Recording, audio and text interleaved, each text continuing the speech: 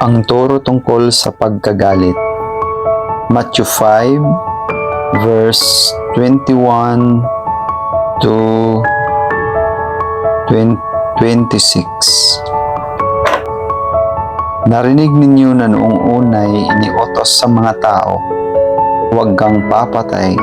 Ang sinumang makamatay ay mananagot sa hukuman. Ngunit ngayon sinasabi ko sa inyo, ang mapuot sa kanyang kapatid ay mananagot sa hukuman.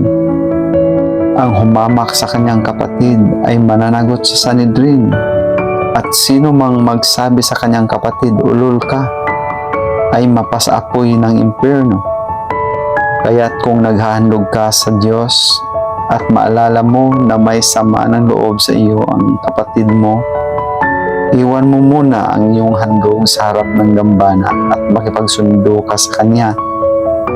Saka ka na magbalik loob at maghandog sa Diyos.